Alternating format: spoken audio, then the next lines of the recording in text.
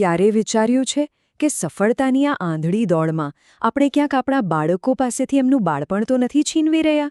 ચાલો આજે આપણે એક એવી જ વાર્તાની વાત કરીએ જે આપણને આ સવાલ પર ગંભીરતાથી વિચારવા મજબૂર કરી દેશે. આ વાર્તા છે બે છોકરાઓની, બે પરિવારોની અને સફળતાના બે તદ્દન અલગ રસ્તાઓની. અને જુઓ, આ સવાલ કંઈ ખાલી વાર્તાનો નથી. આ તો એ ગડમથલ છે જે આજે ઘણા મા બાપના મનમાં ચાલી રહી છે.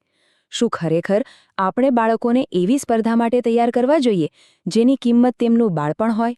ચાલો જોઈએ કે આ વાર્તામાં આ ગૂંચવણનો શું ઉકેલ આવે છે. તો આ વાર્તાની શરૂઆત થાય છે વીનુ કાકાથી. એમની ફિલોસોફી એકદમ સીધી અને સિમ્પલ હતી. જીવન એક રેસ છે અને જીતવું એ જ બધું છે.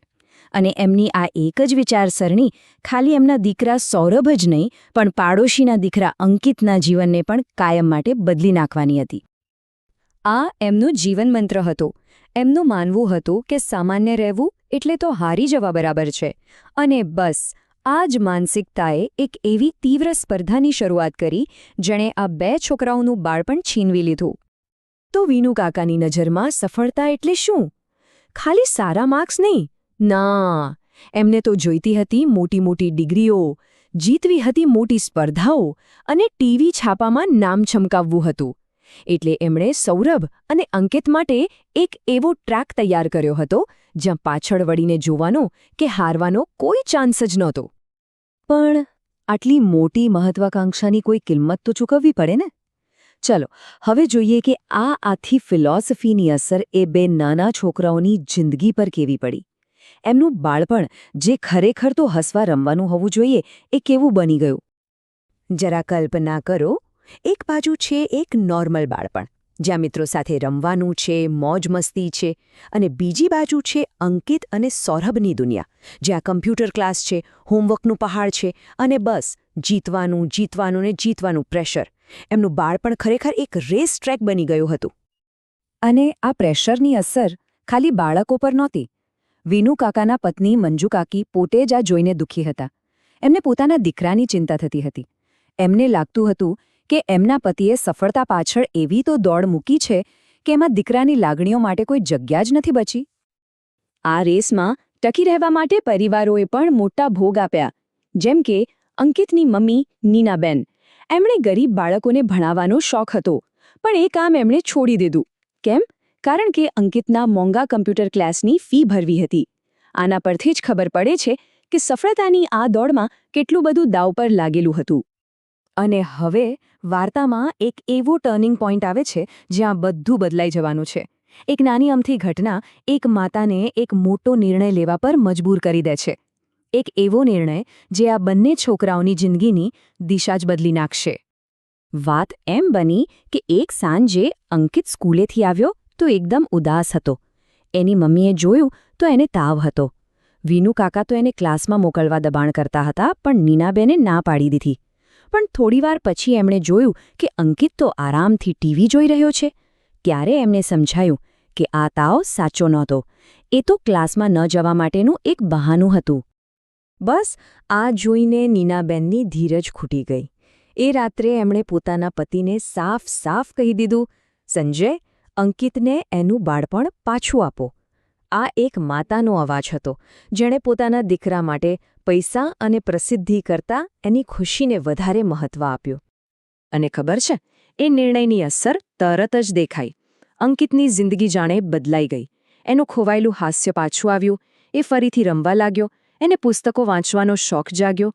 ટૂંકમાં કહીએ તો એને એનું બાળપણ પાછું મળી ગયું જે લગભગ છીનવાઈ ગયું હતું. આ બતાવે છે કે માથા પરથી પ્રેશર હટાવી લેવાથી કેટલો મોટો ફરક પડી શકે છે. ચાલો હવે સીધા 11 વર્ષ આગળ જઈએ. જોઈએ કે આ બે અલગ અલગ રસ્તા પર ચાલીને આ બંને છોકરાઓ ક્યાં પહોંચ્યા. કોણ ખરેખર સફળ થયો? હવે જુઓ, કાગળ પર તો બધું એકદમ ક્લિયર દેખાય છે. સૌરભ, જેને આપણે વિજેતા કહી શકીએ, એ અમેરિકામાં મોટો ડોક્ટર બન્યો. પૈસા, નામ બધું જ કમાયો. અને બીજી બાજુ અંકિત, જે રેસમાંથી નીકળી ગયો હતો, એ ભારતમાં એક બેંકમાં નોકરી કરવા લાગ્યો. તો દેખીતી રીતે તો સૌરભ જ જીત્યો, બરાબર ને? પણ શું વાર્તા અહીં પૂરી થઈ જાય છે? જ્યારે અંકિત ઓછા માર્ક્સ આવવાથી દુઃખી થાય છે ત્યારે એની માતા એને જે કહે છે એ બહુ મહત્વનું છે. અહીં સફળતાની આખી વ્યાખ્યા જ બદલાઈ જાય છે. વાત ડિગ્રી કે પૈસાની નથી. વાત છે એક સારો, એક ઉમદા માણસ બનવાની, જે વિનુકાકાની ફિલોસોફીથી એકદમ ઉલટું હતું. તો પછી અસલી ઇનામ શું હતું? ખરેખર જીત્યું કોણ? કોને સાચી ખુશી મળી? ચાલો હવે એ જાણીએ. અને અહીં વાર્તાનો સૌથી દુઃખદ ભાગ આવે છે. સૌરભે એ બધું જ મેળવી લીધું જે એના પિતાએ સપનામાં જોયું હતું. પૈસા, નામ, સફળતા બધું જ. પણ એક વસ્તુ એને ગુમાવી દીધી: પોતાના ઘરડા મા બાપ માટેનો સમય. જે વિનુકાકાએ દીકરાને દુનિયા જીતાડવા માટે બધું કર્યું, એ આજે પોતાની જ દુનિયામાં સાવ એકલા પડી ગયા હતા. અને જુઓ તો ખરા, કેવી વિડંબણા છે. જે હૂંફ અને સહારાની વિનુકાકા અને મંજુકાકીને આજે સૌથી વધુ જરૂર છે, એ એમને પોતાના સફળ દીકરા પાસેથી નથી મળતો. એમને સાથ આપે છે અંકિત. એ જ અંકિત જેને એ લોકો રેસમાં હારી ગયેલો માનતા હતા. એ જ અંકિત આજે એમની સંભાળ રાખે છે, એમને ફરવા લઈ જાય છે. વાર્તાના અંતમાં વિનુકાકાના શબ્દો બધું જ કહી દે છે. જ્યારે અંકિત કહે છે કે ઘરે જવાનો સમય થઈ ગયો, ત્યારે જવાબ આપે છે, હા બેટા, બહુ મોડું થઈ ગયું. આ ખાલી સમયની વાત નથી. આ તો એ વાતનો અહેસાસ છે કે જે રેસ જીતવા માટે એમણે આખી જિંદગી લગાવી દીધી, એમાં એ સૌથી મોટી વસ્તુ હારી ગયા: પોતાના પરિવારનો સાથ. અને એટલે જ આ વાર્તા આપણને બધાને એક સવાલ પૂછે છે: આપણે આપણા બાળકોને કઈ રેસમાં દોડાવી રહ્યા છીએ? શું એ ખાલી માર્ક્સ અને પૈસાની રેસ છે, કે પછી સાચી સફળતા એક સારો માણસ બનવામાં છે, સંબંધો સાચવવામાં છે અને જિંદગીમાં ખુશી મેળવવામાં છે? આ એક એવો સવાલ છે જેનો જવાબ કદાચ આપણે બધાએ પોતાની અંદર શોધવાની જરૂર છે.